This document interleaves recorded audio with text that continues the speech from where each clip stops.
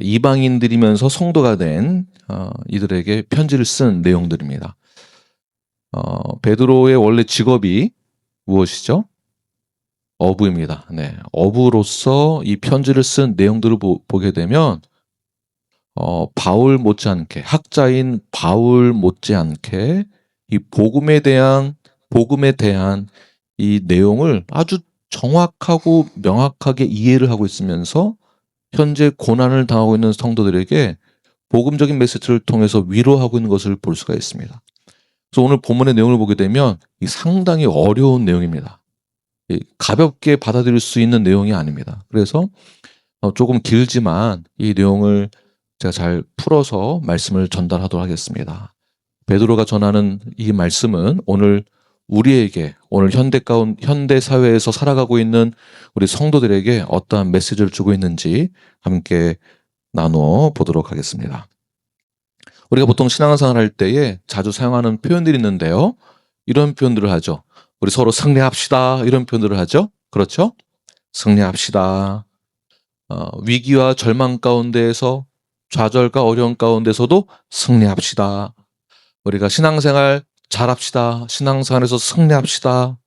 이런 표현들을 많이 하는데, 승리한다는 말이 무엇인가? 신앙생활을 잘하기 위해서 승리합시다라는 이 뜻이 무엇인가? 우리는 어떻게 살아가는 것이 승리하는 것인가? 이런 부분들을 함께 나눠 보도록 하겠습니다. 첫 번째, 오늘 본문에서는 베드로가 권면하는 것은 은혜를 바라보라고 말씀하고 있는데요.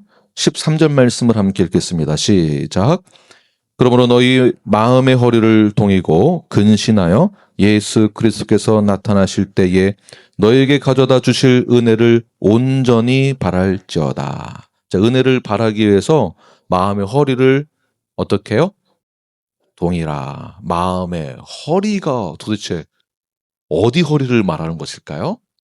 네, 마음의 허리를 동인다라는 이 표현은 긴 옷을 입고 다니던 그 시대에 일을 하거나 달리기를 할 때 이 옷춤을 올려서 허리에 묶어야만 했었습니다. 이런 표현들은 출애굽 당시에도 이스라엘 백성들이 유월절에 어린 양을 먹을 때 허리에 띠를 띠고 이렇게 급히 떠날 준비를 하는 장면을 볼 수가 있는데요. 출애굽기 12장 11절 말씀을 함께 읽겠습니다. 시작. 너희는 그것을 이렇게 먹을지니 허리에 띠를 띠고 발에 신을 신고 손에 지팡이를 잡고 급히 먹으라. 이것이 여호와의 유월절이니라. 네, 그 마음의 허리를 동이고, 이 동인다라는 것 자체가 무슨 말이냐면 영적으로 깨어 있어라라는 뜻입니다. 오늘날 저희들이 신앙생활을 하면서 그냥 종교생활처럼 교회 예배에 출석하는 것에 그치는 것이 아니라 신앙생활을 한다는 것은 일상적인 우리의 영적인 삶 가운데서도 깨어 있으라는 뜻이죠. 그러한 차원에서 마음의 허리를 동이라라고 말씀하고 있는 것입니다. 그러면서 마음의 허리를 동이면서 무엇을 바라보라고요? 은혜를 바라봐라. 은혜를 바라봐라. 자, 은혜를 우리가 받았습니까? 안 받았습니까? 네, 받았는데 왜 은혜를 받기 위해서 마음의 허리를 동이라고 하는 것일까요? 그러니까 이 은혜를 바라본다라는 것은 장차 주실 그 은혜를 바라본다고 했을 때에 과거나 현재나 미래에도 있을 그 은혜, 그러니까 과거에도 우리가 은혜를 이미 받았고 현재에도 받았고 앞으로도 받을 그 은혜 모두 다 포함하고 있는 것입니다. 그래서 우리는 이미 예수 그리스도 안에서 이미 은혜를 받았고 구원을 받았지만 지금도 하나님의 은혜 아래 보호를 받고 있다는 뜻이며, 앞으로 장차 은혜를 받을 것에 대해서는 구원의 완성을 위해서 그 은혜를 바라보라는 것입니다. 그 구원의 완성이 언제일까요? 바로 네, 벌써 어려워가지고 지금 눈빛이 흔들리시는데, 그때가 언제일까요? 바로 예수님이 다시 오실 그 날이에요. 그 날, 예수님이 오시는 그 날이 우리가 구원의 완성을 이룰 날이 되는 것입니다. 그러니까 그 날을 위해서 은혜를 바라봐라. 지금 현재 이 편지를 받고 있는 성도들은 굉장히 시대적으로 시기적으로 핍박을 받고 있었던 시기였었습니다. 그러니까 교회를 다닌다라는 이유로, 신앙생활을 한다라는 이유로, 기도를 한다라는 이유로, 예배를 드린다라는 이유로, 예수를 믿는다는 이유로 핍박을 받았고 절망 가운데 있었습니다. 그렇다면 바울이 아니죠. 베드로는 직접적으로 뭐라고 권면을 하면서 위로를 해야 될까요? 걱정하지 마. 하나님이 다 해결해 줄 거야. 문제 없을 거야. 지금 경제적으로 어려움이 있지? 그 하나님이 다 해결해 줄 테니까 걱정하지 말고 안심하고 있어. 이런 표현을 하지 않는다라는 것입니다. 지금 무엇을 얘기하고 있습니까? 성도들이 어려운 시간 속에 있을 때에 베드로는 은혜를 바라봐라. 고통이 있지만 그 은혜는 과거에도 있었고 지금도 우리는 그 은혜 아래 있고 앞으로 예수님이 오시는 그 날이 언제인 줄은 모르지만 그 날까지 우리는 이 위기와 어려운 시기들을 견뎌내야 된다. 무엇을 바라보면서? 은혜를 바라보면서 이 얘기입니다.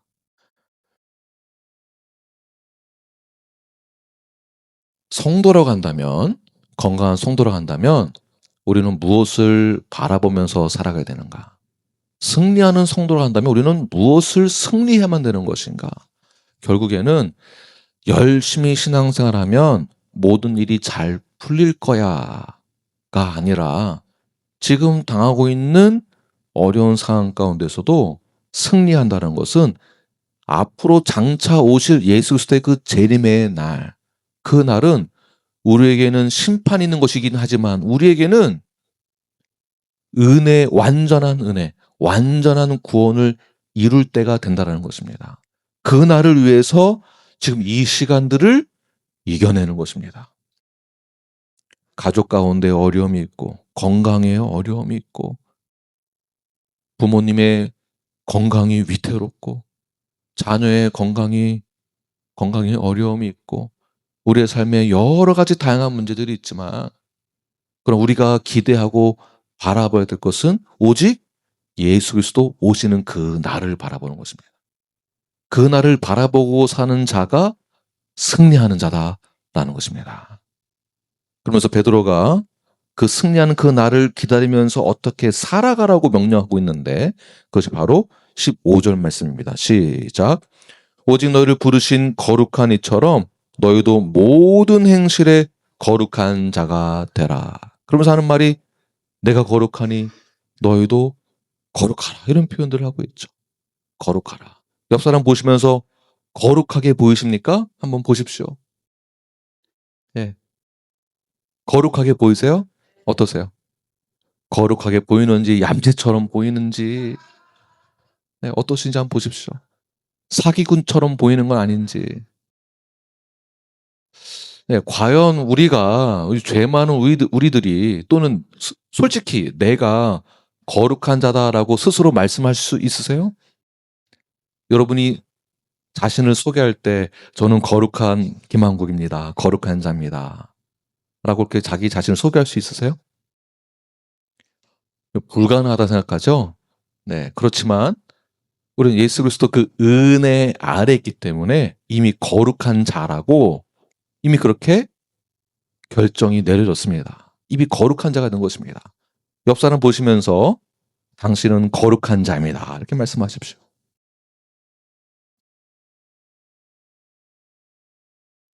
네.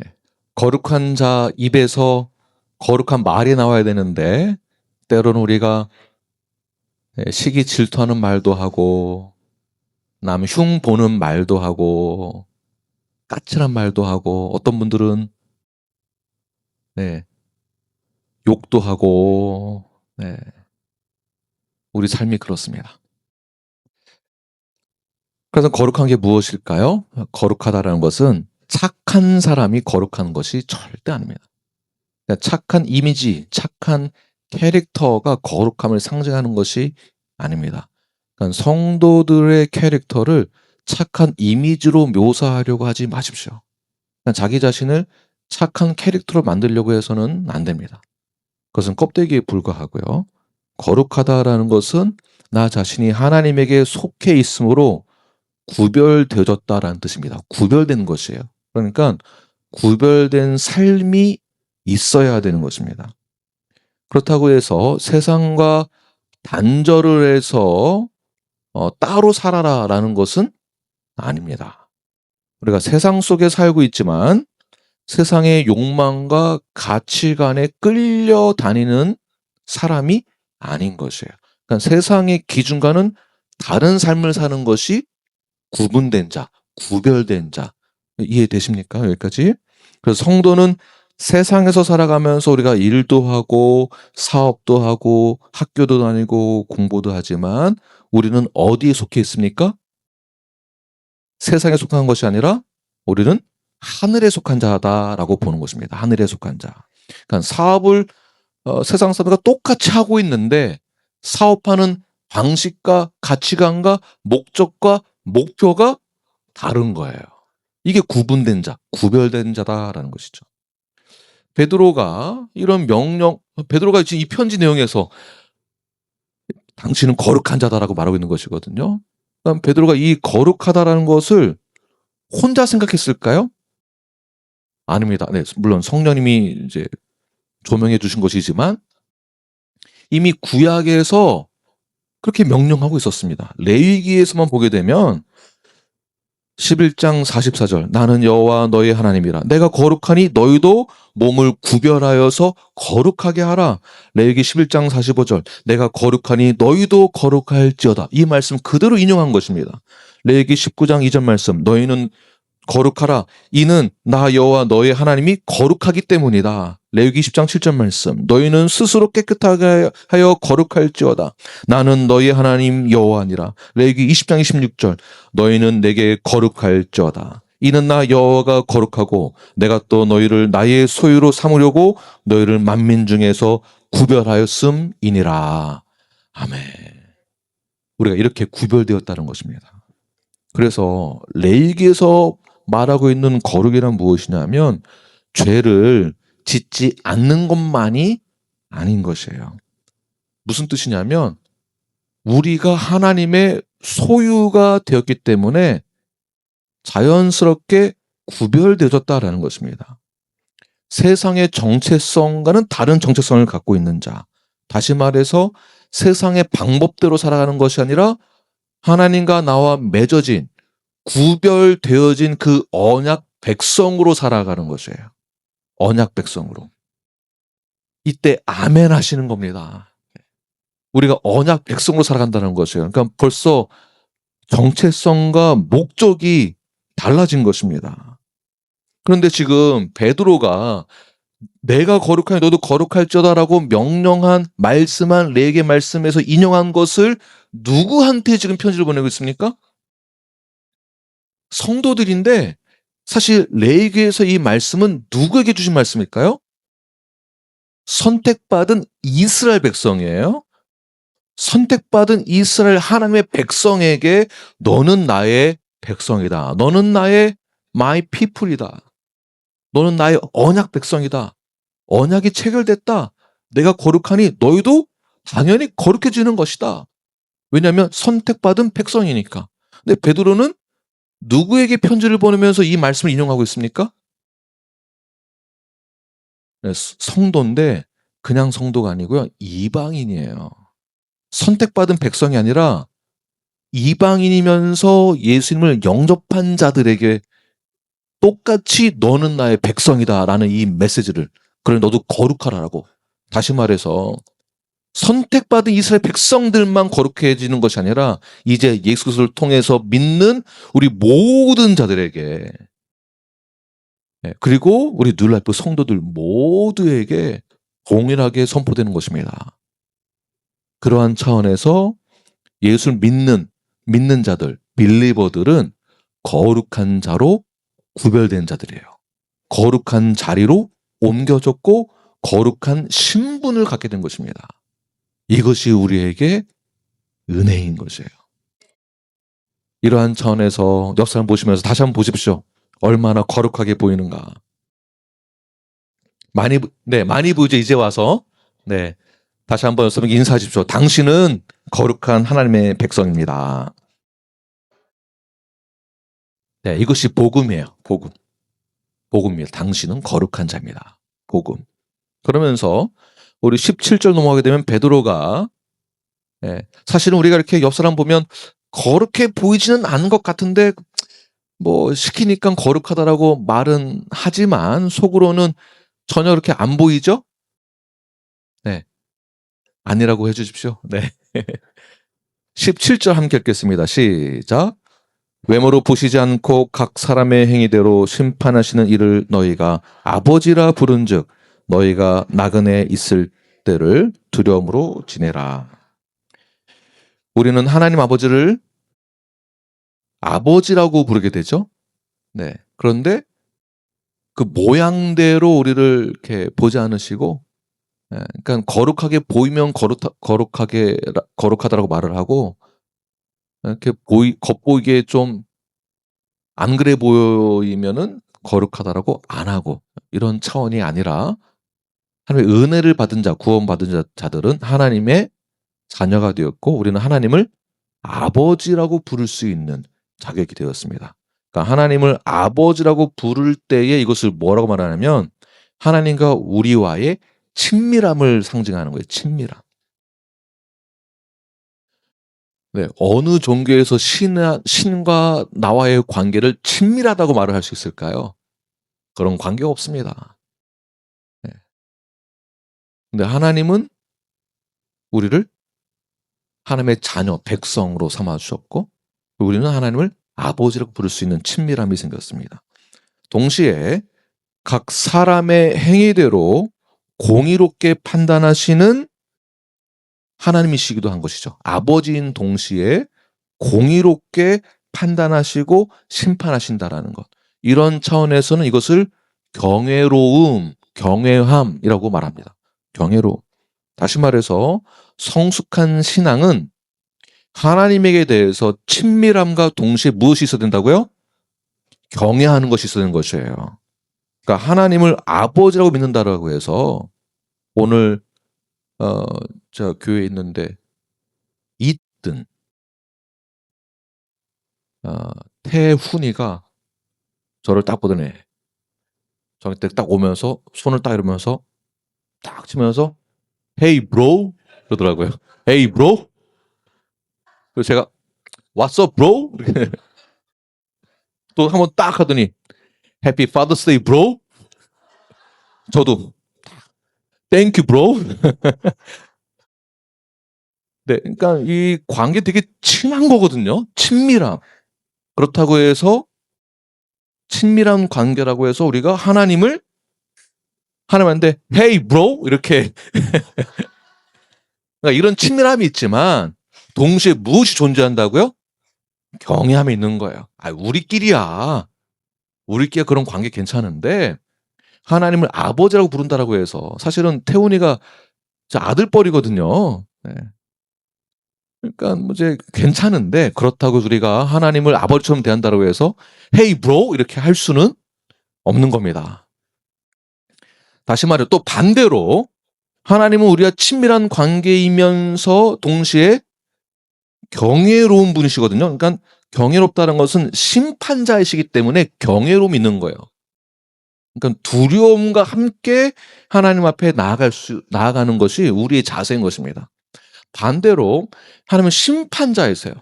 심판자이시니까 우리는 무조건 하나님을 두려워해야만 하는 것일까요? 그렇지는 않다라는 것입니다. 그러니까 우리는 하나님을 존경이라는 표현보다는 경외로움의 대상으로 여기면서 친밀한 관계로 지낼 수 있는 그런 분이 되는 것이에요. 성경에서 다니엘이 신앙생활을 하면서 승리하는 삶, 거룩한 삶, 은혜를 받은 사람으로서 선택받은 백성으로서 이 땅을 살아갈 때에 그러니까 하나님을 경외하면서 친밀한 관계를 가지고 수평적으로 신앙생활을 할 때에 어떻게 하는 거냐 하면 다니엘이 이러한 삶으로 그 신앙을 표현했는데요. 다니엘 1장 8절 말씀 시작. 다니엘은 뜻을 정하여 왕의 음식과 그가 마시는 포도주로 자기를 더럽히지 아니하리라 하고. 다시 말해서 우리가 정체성을 잃지 않고 살아갈 수 있는 방법은 영적으로 신앙적으로 승리하는 삶을 산다라는 것은 하나님을 경외하는 그 마음을 가지고 세상의 순리대로만 살아가는 것이 아니라 세상의 압력을 받으면서 주눅들어서 사는 것이 아니라 하나님의 속한 사람으로서 살아가는 방법이 바로 이러한 방법이다라는 것입니다. 우리가 세상을 살아갈 때 세상과 적당히 타협하면서 얍삽하게 살아가서는 안 됩니다. 아주 이 잔머리가 굉장히 이제 발달한 사람들은요, 어디에 붙어야 될지를 이제 알고서는 자신의 정체성과 상관없이 하나님을 경외하는 것과 상관없이 자신에게 이익이 되는 쪽을 머리를 굴려가면서 얍삽하게 살아갑니다. 하나님을 경외하는 자다라고 한다면 그 하나님의 말씀에 따라서 순종하는 그 마음, 그 다음에 심판주로 오실 것이기 때문에 그러한 두려운 마음으로 말씀에 순종하는 것이에요. 그런 동시에 하나님은 무서운 아버지가 아니라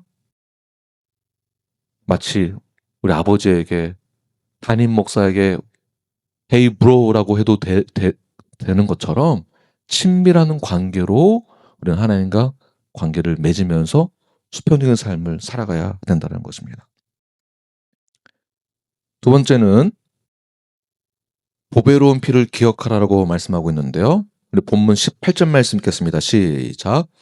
너희가 알거니와 너희 조상이 물려준 헛된 행실에서 대속함을 받은 것은 은이나 금같이 없어질 것으로 되는 것이 아니요. 자, 여기서 너희가 알거니와 무엇을 안다는 것일까요?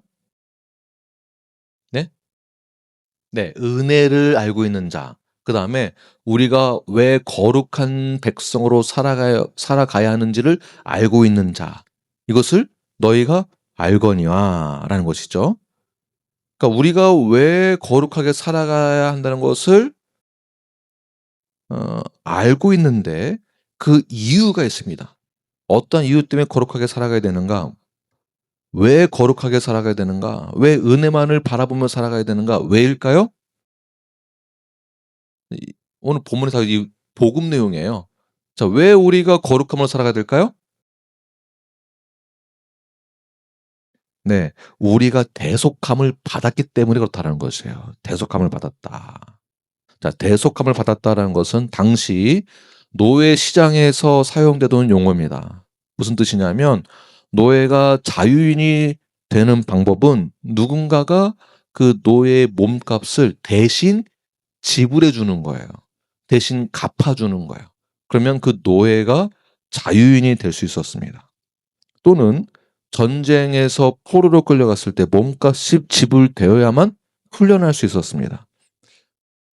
베드로는 우리의 상태를 뭐라고 표현하고 있는 거냐 하면 죄의 노예가 되었었다라고 표현하고 있는 것이에요.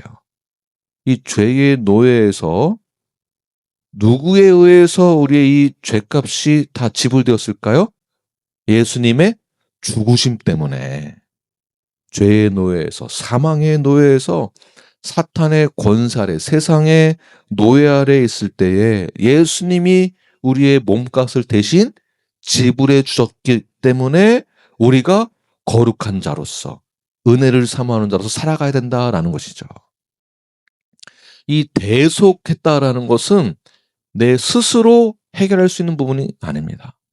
노예들은 스스로 노예 신분에서부터 자유인이 될 수 없었습니다. 누군가의 희생을 통해서만 가능한 것이죠. 그래서 베드로는 너희 조상이 물려준 헛된 행실에서라고 말을 하면서 이 조상이란 당시 수신자들이, 이 편지를 받는 자들이 상당수가 이방인 출신들이었었기 때문에 그들의 조상들로부터 내려오던 악한 세상의 행습들이 있었습니다. 그러니까 우상 숭배가 있고 우상 숭배를 통한 문화와 가치관에 사로잡혀 있었죠. 로마 사회와 문화는 아주 화려하고 태폐적이었었습니다. 거기에 헬라 철학과 문화가 있었고 종교도 있었습니다. 그래서 그 조상들부터 내려오던 헛된 행실에서 벗어나야 된다. 왜냐하면 지금까지 너희 갖고 있었던 모든 가치관과 행위들은 다 세상에 속한 것, 헛된 것이기 때문에 그렇다. 베드로가 그렇게 그들을 평가했던 것이죠. 그 헛된 것으로는 절대 자유인이 될 수 없다. 목적을 이룰 수 없다. 결국 남는 것은 하나도 없다. 옛사람의 모습으로는 절대 우리 스스로 구원을 이룰 수 없다. 그래서 솔로몬도 전도서 1장 2절에 보게 되면 이르되 시작 헛되고 헛되며 헛되고 헛되니 모든 것이 헛되도다. 다시 말해서 그리스도가 없는 은혜, 그리스도가 없는 구원, 그리스도가 없는 것은 아무것도 없다. 이룰 수가 없다. 하나님이 없는 번영이 있을 것 같으냐? 그거 없다. 그럴 수가 없다. 그리스도가 없는 성공은 있을 수가 없다. 왜냐하면 모든 이 죄의 문제를 이 대속함은 그 누구도 해결할 수 없다. 오직 예수 그리스도만이 해결할 수 있는 것이다. 그래서 19절 말씀 시작. 오직 흠없고 점없는 어린 양 같은 그리스도의 보배로운 피로 된 것이니라. 자, 누구를 소개하고 있습니까? 어린 양을 소개하고 있습니다. 어린 양. 구약을 아는 유대인들이라고 한다면은 어린 양 하면은 떠오르는 게 있어요. 그러니까 우리가 구약을 이해를 한다면, 구약의 배경을 이해한다면 어린 양을 했을 때 무엇이 떠올라야 될까요? 6월절 어린 양이 떠오르게 되죠. 두 번째는 매일 성전에서 제사, 제물로 드려지는 것이 어린 양이고요. 이사야서 53장에서는 고난받는 종에 대해서 어린 양으로 묘사를 하고 있습니다. 이사야서 53장 7절 말씀 시작. 그가 곤욕을 당하여 괴로울 때에도 그의 입을 열지 아니하였으며 마치 도수장으로 끌려가는 어린 양과 털 깎는 자 앞에서 잠잠한 양같이 그의 입을 열지 아니하였도다. 자, 결국 무엇을 말한 것이냐면 어린 양. 무엇인가? 예수님은 모든 구약의 희생 제사를 완성하신 참된 어린 양이십니다. 이 어린 양이 바로 예수 그리스도를 상징하는 것이죠. 근데 여기서 우리가 궁금한 것이 있는데, 뭐 이렇게 복잡한가? 구약까지 왔다 갔다 해야 되고, 어린 양은 또 뭐고, 제사는 또 왜 드려야 되고, 대속은 또 뭐가 필요하고, 그냥 하나님이 쉽게 그냥 우리의 모든 죄 문제, 죄 없다 치고, 그냥 잘 사게 해주시고, 이렇게 편안하게 해주면 되지, 뭐 이렇게 복잡하게 제사 드려야 되고, 어린 양 나오고, 피 나오고, 대속 나오고, 그냥 하나님이 손쉽게 용서해 줄게! 이러면 되는데, 너무 복잡합니다. 그러나 중요한 것은 하나님은 어떤 하나님이십니까? 사랑의 하나님이세요. 사랑의 하나님이시면은 우리를 사랑하시니까 한 번의 죄 용서해 주시면 되는 거예요. 아주 간단하겠죠? 그러나 동시에 하나님에게 무엇이 공존하십니까? 공의의 하나님이신 거예요. 공의의 하나님이시기 때문에 죄에 대해서는 반드시 그 죄값을 치러야 되는 것이에요. 내가 치르던, 김병선 자매님이 혼자 다 치르던 누군가는 치러줘야 된다는 것이에요. 그가 누구라는 것입니까? 그거를 이해시키기 위해서 구약서부터 쭉 내려오는 겁니다. 결국 누구를 지금 초점을 맞추고 있습니까? 그 어린 양이 그 죄값을 치러주는 분이 누구라고요? 예수 그리스도. 그래서 이 십자가, 예수님의 죽으심, 여기는 하나님의 공의와 또 하나님의 사랑이 공존하고 있는 것. 그래서 우리 20절 말씀 보게 되면 시작. 그는 창세 전부터 미리 알림 받으시니나 이 말세에 너희를 위하여 나타내신 바 되었으니. 이 십자가 사건은 하나님의 사랑과 공의 이 대속의 사건은 이 대속 사건을 형벌 대속이라고 하거든요. 이 형벌 대속의 사건은 어떻게 저렇게 하다 보니까 지금 내가 이 순간에 우리 자매님의 죄를 대속하기 위해서 십자가를 좀 써야 되겠는데 예수님을 좀 써야 되겠는데 이렇게 하나님이 갑자기 즉흥적으로 한 것이 아니라 언제부터 계획된 거라고요? 창세전부터. 창세전부터. 아담의 범죄 사건 이후에 급하게 세워진 하나님의 갑작스러운 계획이 아니라 이미 하나님은 창세전부터 그리스도를 통해서 우리를 구원시켜 주실 그 계획을 하셨다라는 것이에요. 이것이 하나님의 섭리이고 우리를 향한 구원 계획이십니다. 영원전부터 준비된 하나님의 사랑이 이 안에 있는 것이죠. 창세기 22장의 내용을 보게 되면 아브라함과 이삭의 내용입니다. 이삭이 죽어야만 했습니다. 근데 대신 숫 양을 미리 준비시켜 주셨죠. 이 사건은 장차 오실 예수 그리스도를 나타냅니다. 이것을 그림자로 합니다. 그림자. 이삭 대신 순양이 죽은 것처럼 우리 대신 하나님의 아들이 십자가에서 대신 죽으신 사건. 그래서 오늘 본문에서 베드로가 우리에게 주는 메시지는 여러분은 그 은혜만을 바라보십시오.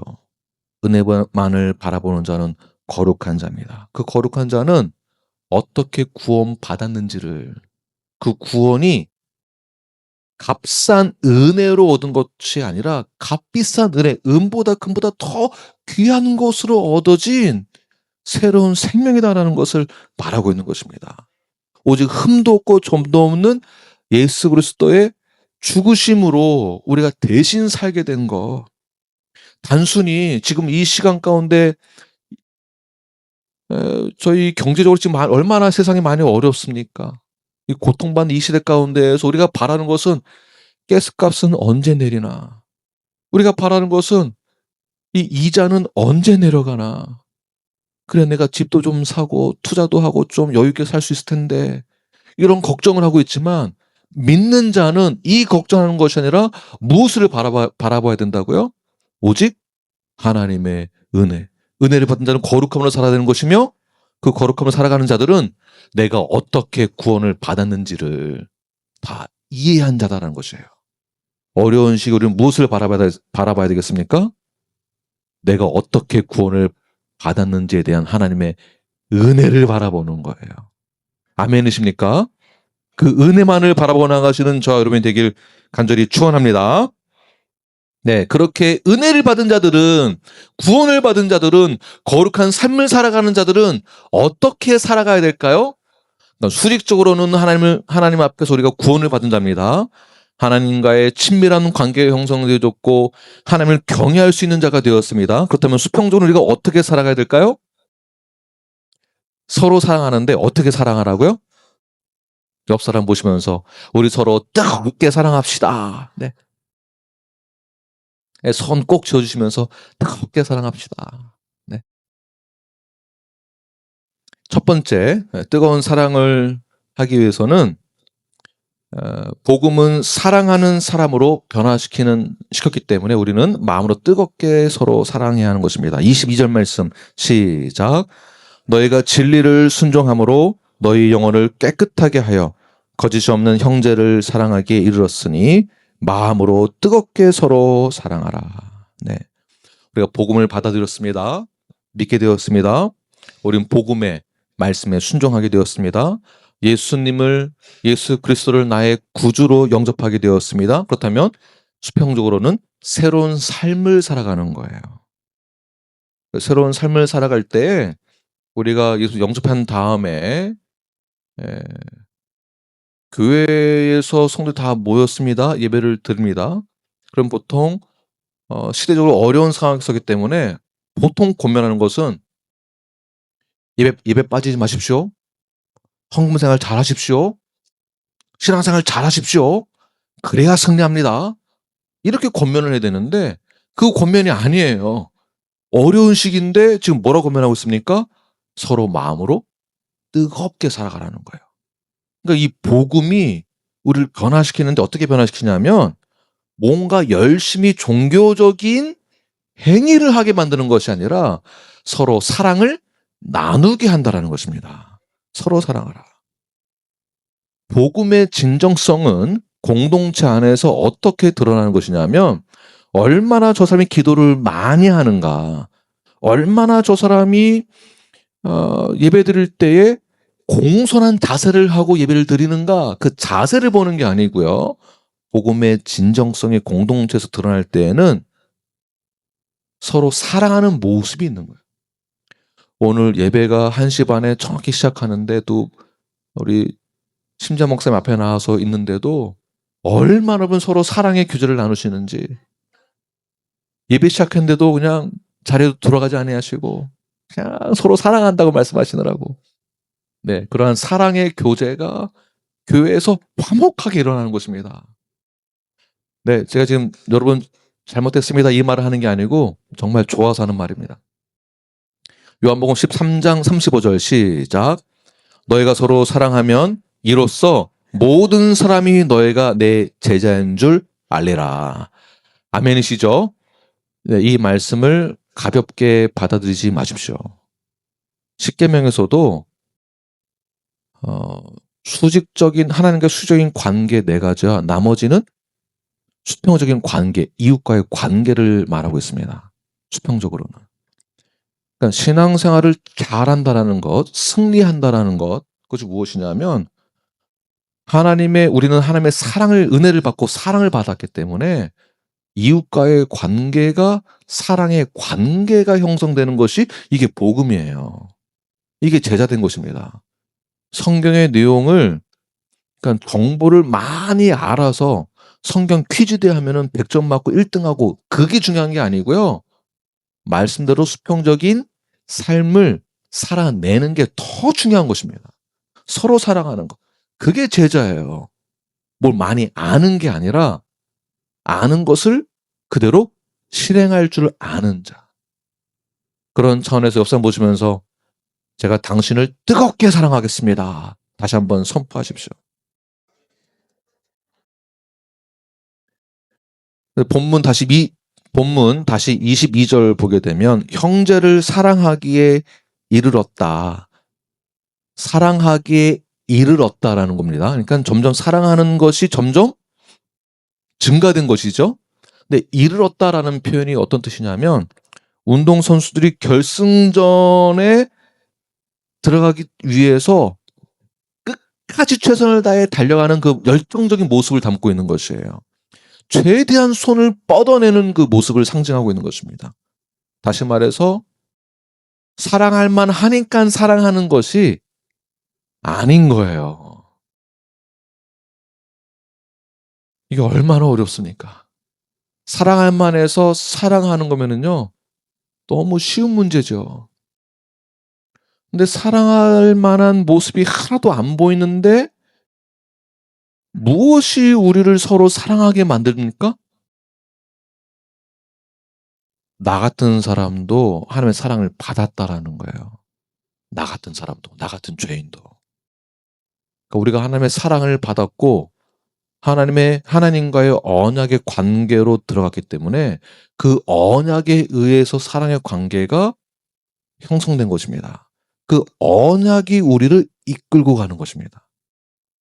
하나님의 사랑과 은혜가 우리를 이끌고 가는 것처럼 옆 사람을 보면은 사랑할 만한 대상으로 절대 안 보입니다. 한번 생긴 거 보십시오. 내가 사랑할 만한 그러한 캐릭터인가? 아니, 보세요. 왜 안 보세요? 서로 민망하시죠? 내가 사랑할 만한 그런 캐릭터가 아니거든요. 네. 그런데 사랑하기에 이르렀다라는 거예요. 교회 안에서. 교회가 건강해진다라는 것은 예배만 잘 드리는 것이 절대 아닙니다. 나 혼자만 기도 많이 한다고 되는 거 절대 아닙니다. 건강하다는 그 기준과 표징은 우리가 서로 사랑할 수 없는, 전혀 얼굴도 알지 못했었고 전혀 관심 밖의 사람인데 예수 그리스도의 대속함으로 십자가의 보혈의 능력으로 우리가 힘입어서 하나님의 자녀가 된 유기적인 공동체가 된 상태를 말하는 것이고요. 그 상태의 공동체가 그냥 나 혼자만 들어가 있는 것이 아니라 우리 모두가 함께 한다는 것이야. 함께. 함께 하기 위해서 마치 예수 그리스도, 신랑 되신 예수 그리스도, 그 신랑의 신부는 누구일까요?